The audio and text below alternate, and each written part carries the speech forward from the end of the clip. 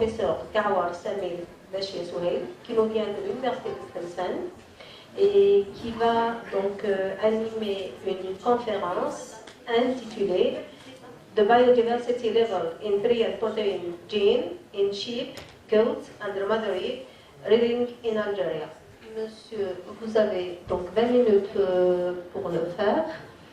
Et après, les conférenciers prendront des questions et le débat, ça sera à la fin des 3 conférences prévues pour cette matinée. Vous avez la parole. Merci.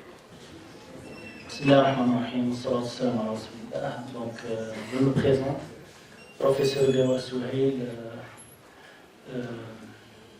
Je suis directeur du laboratoire de génétique appliquée en agriculture, écologie et santé publique de l'Université de Tlemcen. Donc, أولاً أشكر القائمين على هذا المؤتمر. أشكركم على الاستضافة والدعوة.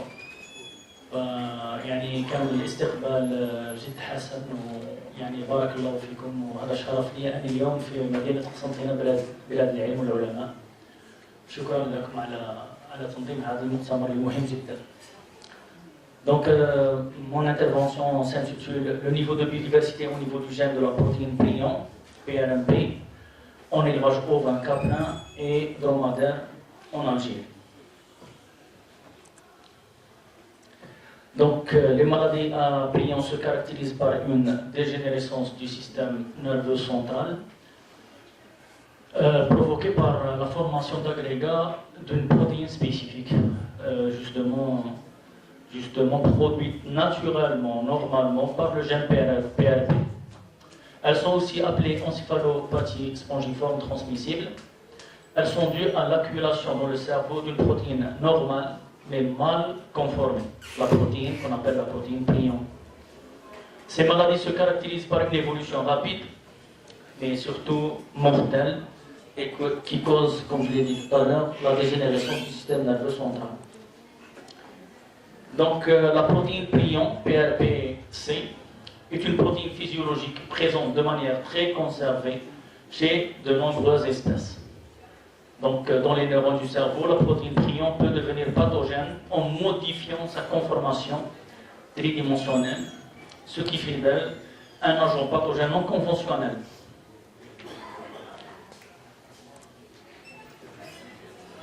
Donc, cette maladie touche différentes espèces telles que on l'appelle l'encéphalopathie spongiforme bovine chez les bovins, la tremblante du mouton et de la chèvre, la maladie débilitante chronique chez les cervidés, l'encéphalopathie transmissible du vison chez le vison.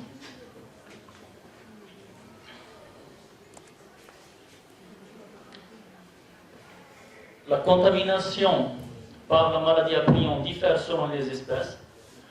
Par exemple, pour la tremblante du mouton et la maladie débilitante chronique, la contagion se fait par contact. Alors que pour l'encéphalopathie transmissible du vison, l'encéphalopathie spongiforme bovine, la variante de la maladie de Creutzfeldt-Jakob et la contagion au courroux se fait par la consommation d'aliments contaminés. Donc selon l'espèce, la transmission diffère. Donc très récemment, notre équipe avec la collaboration du docteur Babil Haj de l'école agricole de Ouargla et le docteur Gabriel Evakari du centre zoonotique de Rome, on a pu mettre en évidence pour la première fois au monde la maladie chez le dromadaire. Malheureusement, depuis qu'on a découvert la maladie en Algérie, on a trouvé aussi qu'il y a des chercheurs tunisiens qui ont prouvé aussi l'existence de cette maladie en Tunisie. D'autres cas maintenant en Algérie sont observés.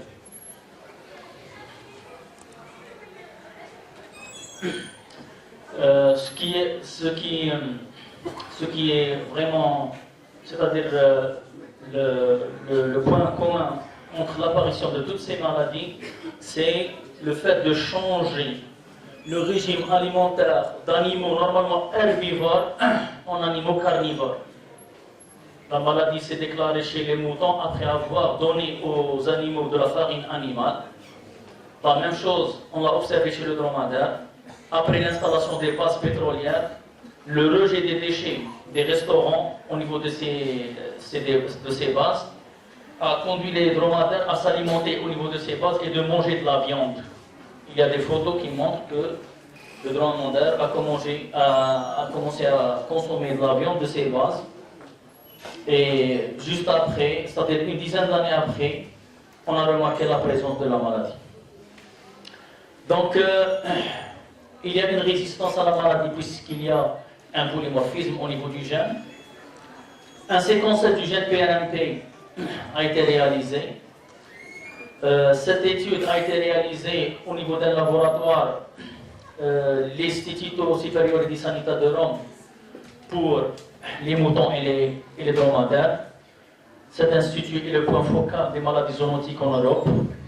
Pour la chèvre, l'étude a été réalisée au niveau d'un laboratoire de l'Istituto Superiore di Sanità de Sicile. Donc la partie génétique et la partie histologique a été réalisée au niveau de laboratoires qui existent en Italie.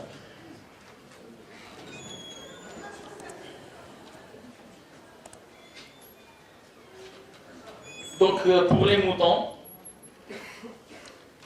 moutons, un échantillonnage de 8 races ovines algériennes a été réalisé, à savoir la race Ouled Jillal, Hamra, Ramdi, Berber, Barbarine, Tazgzaut, Tadmit, Sidaou. Donc ces races sont les plus, c'est-à-dire présentes en Algérie. Bien sûr, il y en a plus à cause des croisements non réguliers qui sont en train de se faire par les éleveurs. Et donc au total, 249 échantillons d'ADN ont été séquencés pour le gène PRP. Bien sûr, l'échantillonnage d'extraction d'ADN a été réalisé en Algérie. Il faut savoir que cette étude a été réalisée, cela fait presque 8 ans. Donc maintenant, au niveau de notre laboratoire, Inch'Allah, très rapidement, on va commencer à faire cela en Algérie, Inch'Allah. Donc voilà un aperçu phénotypique des différentes races qu'on a échantillonnées. La répartition géographique, donc on a fait un peu, c'est-à-dire surtout au niveau de la steppe, parce que c'est là où se concentre la majorité du cheptel ovin en Algérie. Pour les chèvres, donc l'enregistrement des différents échantillons a été effectué dans la région montagneuse de Tizi Ouzou et Bjaya, la région des steppes septentrionales de Djelfa, Tier, Tizi Semsiret, la région steppique du sud, le Rouat, la région saharienne Gherdaya et Ourgla, et donc 219 échantillons sanguins ont été collectés, issus des 4 races principales, qui sont avec un ratio 75% mâles et 25% femelles, parce que c'est les mâles qui transmettent. On a choisi beaucoup plus de mâles, parce que c'est les mâles qui transmettent le potentiel génétique, plus que les femelles. Les races sont la naine de Kabylie, l'Arabia, le Maqatiya et la Mozabite. Malheureusement, comme je vous l'ai dit, cela fait 8 ans qu'on a fait le travail. Maintenant, on ne trouve presque pas de naine de Kabylie et de Mozabite. Et même les 2 autres races sont très mélangées avec les races introduites. Voilà un aperçu phénotypique des races qu'on a échantillonnées. Et donc voilà la carte de répartition géographique des échantillons. Pour le dromadaire, 239 échantillons de sang ont été récoltés à partir de 6 populations camelines, à savoir le guide. Si vous avez remarqué, j'ai dit race pour les ovins et caprins, et j'ai dit population pour camelins. Si vous avez une question, après je vais répondre beaucoup. Donc pour le Guibé, on a choisi 56, Azawad 38, une espèce hybride 13, Tergi 86, Negri 23 et Sahraoui 16. Tous les camelins sélectionnés ont été identifiés selon l'origine géographique, l'âge, la race, L'échantillonnage a été fait en sélectionnant les animaux non apparentés de différents troupeaux et de 5 provinces d'Algérie. Voilà un aperçu phénotypique des différentes populations qu'on a étudiées et la distribution géographique des échantillons. Donc, l'extraction de l'ADN a été réalisée par la technique de Miller à partir des prélèvements sanguins. On a choisi cette technique, ce n'est pas parce qu'elle est la meilleure, mais parce que ce qu'on a pu faire. Parce que l'extraction au kit, elle revient très chère. Sauf que par la technique de Miller, la qualité de l'ADN n'est pas aussi intéressante et importante que par les kits. Auparavant, avant l'apparition du séquençage Next Generation et l'analyse par SMP, par les puces ADN, on pouvait utiliser la technique de Miller. Mais maintenant, avec l'apparition des nouvelles techniques comme le GWAS, c'est-à-dire le séquençage Next Generation pour le GWAS et pour toute autre application en biologie moléculaire, il n'est plus vraiment possible d'utiliser cette technique de Miller qui revient moins cher, beaucoup moins cher que les kits et donne beaucoup plus d'ADN. Mais bon, voilà. Maintenant, je conseille tous les utilisateurs de ceux qui veulent s'investir, c'est-à-dire dans le domaine de l'étude de la structure génétique des populations et tout, c'est-à-dire de le faire plutôt par les kits, tout en gardant une partie qu'on peut faire avec la technique de Miller pour faire des applications, par exemple, par les microsatellites, par PCR, RFLP, c'est possible.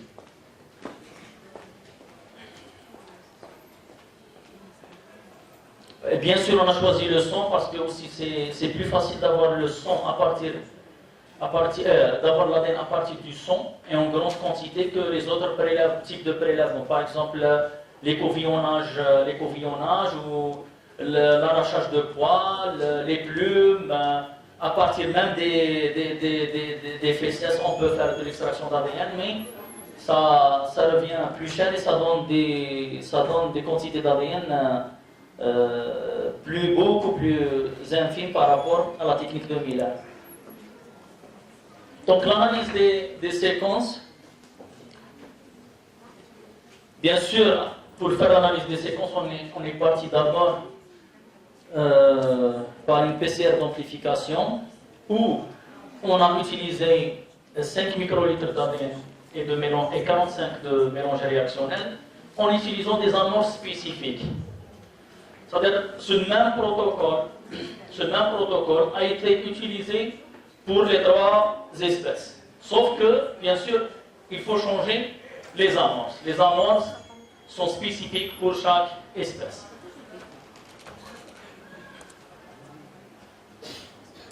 Après la PCR d'amplification, il faut passer par une PCR de séquence pour séquencer la partie voulue. Et là, la partie voulue, c'est le gène PRP. Avec le protocole suivant, bien sûr, toujours c'est le même protocole, sauf que les amorces changent d'une espèce à une autre. Les séquences ont été alignées par un logiciel spécifique qui existe au niveau de l'appareil lui-même. Toutes les fréquences sont calculées avec Excel. Donc, les résultats. Donc, sur l'ensemble des mutations codantes enregistrées dans le monde à ce jour, qui dépassent les 43, plus 19 mutations silencieuses, donc 19 mutations silencieuses, entre guillemets, mais silencieuses. Silencieuses parce qu'on ne sait pas quel est leur rôle. Parce que normalement, elles ne modifient pas l'expression du gène et elles donnent une protéine normale malgré la présence de la mutation. Mais on ne sait pas si elle modifie la régulation du gène ou dans le temps et dans la quantité. Donc la sensibilité à la tremblante est largement déterminée par le polymorphisme du gène codon pour les codons PRP. Donc 3 positions sont importantes lorsqu'on fait l'analyse de séquence. C'est la position 136, 154, 171. Donc, ces trois positions, on a choisi ces trois positions en se référant aux études précédentes. Et donc, ces positions sont déterminantes pour la sensibilité à la tremblante avec les 5 acides aminés, alanine, arginine, histidine, glutamine et valine. Bien sûr, les premières études qui ont été réalisées, pourquoi ils ont choisi ces trois positions, c'est après une étude de conformation de la protéine. Ils ont vu que ces trois positions jouent un rôle important dans la conformation. Les allèles à trois allèles, exemple alanine en position 136, arginine 154 et 171, l'allèle est mentionné A pour alanine, R pour arginine et le deuxième R aussi pour l'arginine. Par exemple, ça c'est un allèle. Recherché pour la résistance à la tremblante classique. Donc, lorsqu'on trouve l'allèle ARR, on dit que l'animal présente une résistance. Par contre, valine en position 136, arginine en position 154 et glutamine en position 171, on a l'allèle VRQ conférant une grande sensibilité à la tremblante. Et donc, il faut l'éradiquer. Lorsqu'on trouve cet allèle, il faut l'éliminer et ne pas utiliser l'animal comme reproducteur. Et c'est pour ça qu'on a choisi plus de mâles que de femelles. Pour les moutons, donc, 4 allèles ont été détectés dans toutes les races ovines algériennes étudiées. ARQ, c'est l'allèle le plus courant dans toutes les races, avec une fréquence plus élevée dans la race barbarie, à 65%, et plus faible dans la race tadouite, 30%. Les allèles ARR, donc de résistance, de haute résistance, AR, position 143 RQ, et ARQ que l'on Q, donc ont été détectés à basse fréquence. Les fréquences de l'allèle résistant ARR varient de 8 à 26, respectivement dans la race Hamra, et les deux races Sidaoun et Tazgzaout. Cet allèle est le deuxième allèle le plus fréquent, à l'exception de la race Sidaoun et Tazgzaout. Donc, l'allèle ARR, c'est-à-dire de haute résistance, existe au niveau de la population algérienne. C'est très intéressant. Et même l'allèle ARQ, ce n'est pas vraiment un allèle de haute sensibilité à la tremblante. Donc, entre parenthèses, on est bien protégé, alhamdoulilah, de cette maladie, mais il faut aller vers la sélection des individus ARR, puisque les animaux existent en Algérie. Donc, on a trouvé aussi que l'allèle ARQ est le deuxième allèle le plus courant chez Sidaoun, à 17%. Et il varie de 5% chez Tazgzaout à 20% chez Tadouite. L'allèle ARQ est également présent dans toutes les races, avec des fréquences qui varient entre 5 et 15%. D'autres allèles importants existent, comme ARH et AHQ, ont été détectés respectivement chez les 8 races ovines étudiées. Le plus intéressant encore, c'est l'allèle VRQ, responsable de la sensibilité, n'a pas été observé dans toutes les races analysées. Ça, c'est très important. Donc, il est vraiment important de savoir qu'au niveau de nos populations, il n'existe pas l'allèle VRQ, donc responsable de la sensibilité à la maladie de Primo. Bon, chez les chèvres, tous les animaux, 4 races présentaient un polymorphisme H154 supérieur à 13% comme en Tunisie. La naine de Kabylie et le Mzabit ont une résistance à la tremblante au codon 211 et 222, intéressant pour étudier leur performance. L'isolécine au codon 137 a été trouvée à 3,2 et 7,5% dans toutes les races algériennes. La sérine au codon 139 chez la race Mzabit et la naine de Kabylie a été trouvée à plus de 4,5%.